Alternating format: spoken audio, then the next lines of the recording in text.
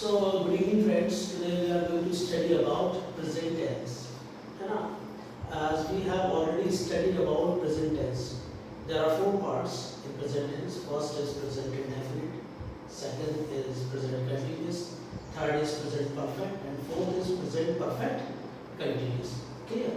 अब जो present tense होता है ना, इसके चार पार्ट होते हैं. Present tense होता क्या है? जो हमारा वर्तमान बताता है. Clear? ऑलरेडी हम इसके बारे में पढ़ चुके हैं, पर मैं आपको शॉर्ट में बता देता हूँ, है ना, इससे काफ़ी हेल्प मिलेगी. तो प्रेजेंट इंडेफिनिट जो टेंस इसका जो फर्स्ट पार्ट होता है ना, ये बताता है हमारी डेली रूटीन, हमारे यूनिवर्सल ट्रूथ, जितनी भी हेडलाइंस होती है न्यूज़ की वो प्रेजेंट इंडेफिनिट होती है, और हमारी रोजमर्रा की life.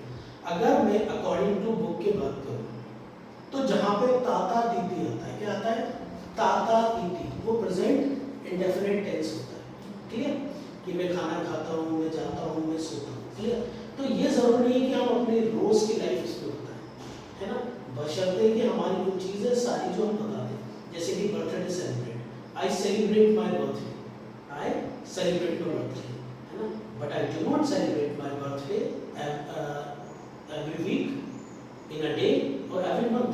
I celebrate my birthday every year, है ना. पीपल सेलिब्रेट दीपावली, ईद, होली, है ना, एवरी ईयर. तो यूनिवर्सल ट्रूथ है जो कि सच है. क्लियर? जैसे सनराइजेस इन द ईस्ट, सूरज पूर्व में उगता है, ताता दीदी आ रहा है. क्लियर?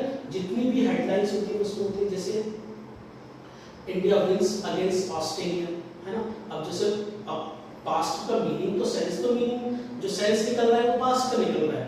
क्या इंडिया विंस अगेंस्ट ऑस्ट्रेलिया, कहने का मतलब इंडिया जीती है ऑस्ट्रेलिया के खिलाफ. तो ये पास्ट में आना चाहिए, सेकंड फॉर्म आना चाहिए वन. पर जितनी भी हेडलाइंस होती है, क्योंकि वो हेडलाइंस है ना, इंडिया विंस अगेंस्ट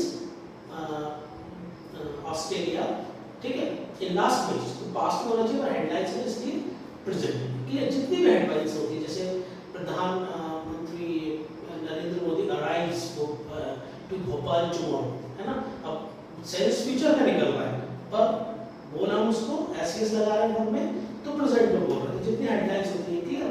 उसके अलावा आपका यूनिवर्सल ट्रूथ बता दें मैंने आपको, है ना. अब जैसे आई को हम फर्स्ट पर्सन लेके चलेंगे, यू को हम सेकंड पर्सन, वी को हम फर्स्ट पर्सन, क्योंकि हम उसमें खुद आते हैं, है ना. दे थर्ड पर्सन में काउंट होता है, पर इंग्लिश में जब हम स्पोकन पार्ट में लाएंगे उसको, है ना, समझने के लिए, तो हम एज सेकंड पर्सन में ही लेके चलेंगे. He, she, it, any singular name, जैसे मैंने अने नाम लिया, इसको थर्ड पर्सन लेंगे. फर्स्ट पर्सन वो होता है जो स्पीकर, जो बोल रहा होता है. सेकंड पर्सन जो सुन रहा होता है. थर्ड पर्सन जिसके बारे में बात हो रही होती है. क्लियर? अब जैसे कि एक एग्जांपल है ना, आई टीच इंग्लिश, मैं इंग्लिश पढ़ाता हूँ. तो आई क्या है इसमें? सब्जेक्ट. टीच पढ़ाना, है ना, वर्ब की फर्स्ट फॉर्म, इंग्लिश ऑब्जेक्ट. तो इसका स्ट्रक्चर क्या हो गया? सब्जेक्ट प्लस वर्ब की फर्स्ट फॉर्म प्लस ऑब्जेक्ट. और यहीं पर अगर मैं इसकी थर्ड पर्सन की बात करूंगा तो मैं क्या बोलूंगा? जैसे मैंने नाम लिया अने टीचर्स इंग्लिश, अने टीचर्स इंग्लिश, तो यहाँ टीच है, उसमें क्या लगा? एस और ईएस, है ना. ठीक है? तो अब इसका स्ट्रक्चर क्या होगा? सब्जेक्ट प्लस वर्ब में S ES according to verb, then object. Clear?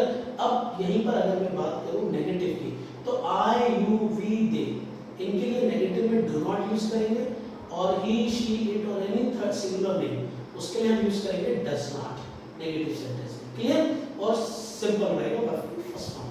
अब प्रेजेंट कंटीन्यूअस, तो प्रेजेंट कंटीन्यूअस जो होता है, जो कोई भी एक्शन, हमारा वर्क या कोई भी ऐसी एक्टिविटी जो उसी समय कंटीन्यूअसली हो रही हो, चल रही हो, वो प्रेजेंट कंटीन्यूअस होता है. प्रेजेंट कंटीन्यूअस को शो कैसे करते हैं? वर्ब की एक्शन को उसमें आईएनजी लगाकर. कैसे लगाकर? आईएनजी लगाकर. जैसे कि आई am learning, I am speaking, I am going, she is speaking, है ना, दे आर प्लेइंग, है ना, वी आर गोइंग, ठीक है, he is coming, she is going, she is visiting, she is taking, she is getting, he is getting, है ना, they are getting, Rohit is playing, Virat is playing, Anne is playing football. Clear? तो जब verb में ING आता है, ही, she और जो भी थर्ड पर्सन है इनके लिए इसका यूज करेंगे.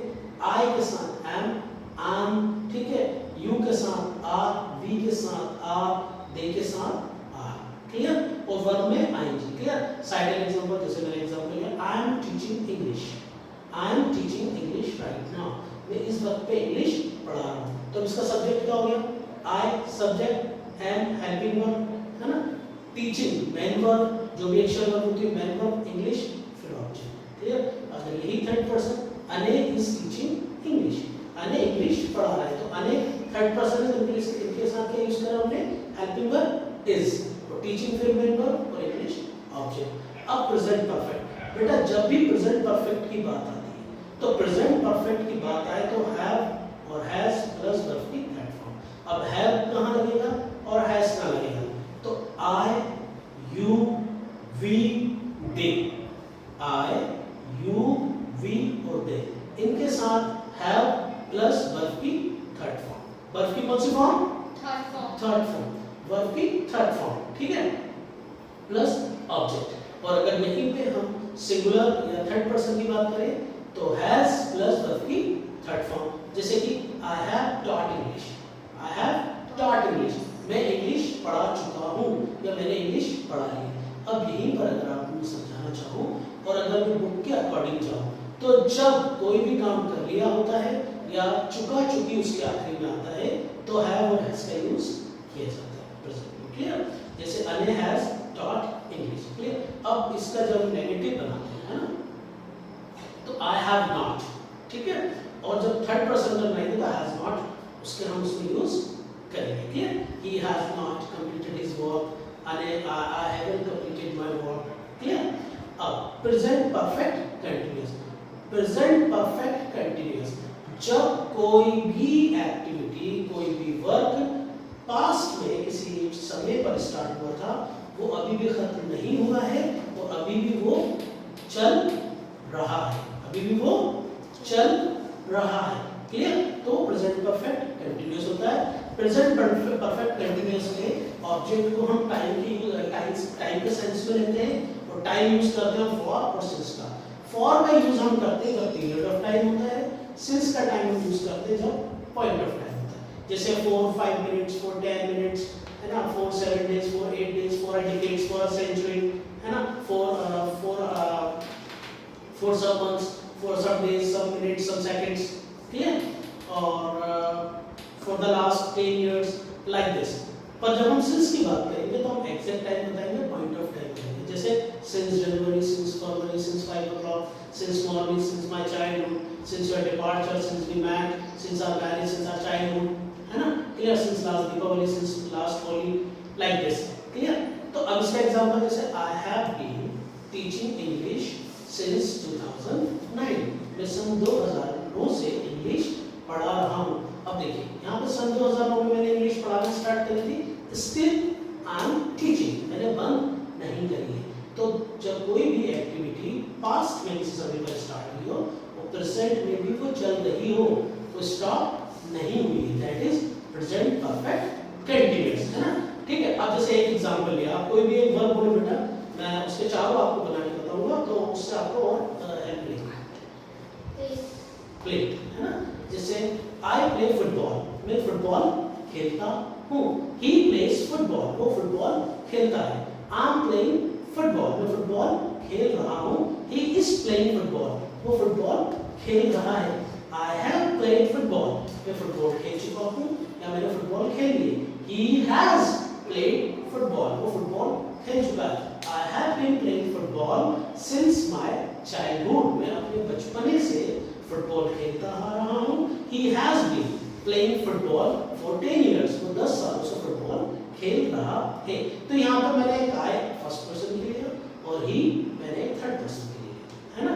तो ये इसका स्ट्रक्चर था और मैंने बताया स्ट्रक्चर में क्या होगा, प्रेजेंट परफेक्ट कंटीन्यूअस का subject plus have been, has been, है ना, हैव बीन लगाओ या हैज बीन आई यू की देख लीजिए, has been he she it और किसी थर्ड पर्सन के लिए, प्लस वर्ब की आईएनजी फॉर्म प्लस ऑब्जेक्ट जो कि टाइम के सेंस में है, ठीक है।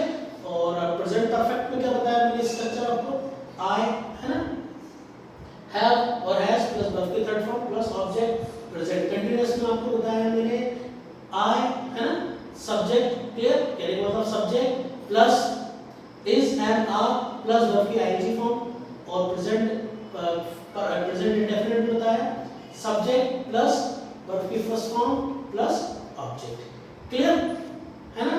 अगर एक आध एग्जांपल और आपको समझना है तो बता देता हूँ, जैसे कि लर्न यानी सीखना, है ना? जैसे आई लर्न इंग्लिश, में इंग्लिश सीखता हूँ, आई एम लर्निंग इंग्लिश, में इंग्लिश सीख रहा हूँ, आई हैव लर्नड इंग्लिश, में इंग्लिश सीख चुका हूँ, I have been learning English for the last 10 years, मैं 10 सालों से इंग्लिश सीखता आ रहा हूँ।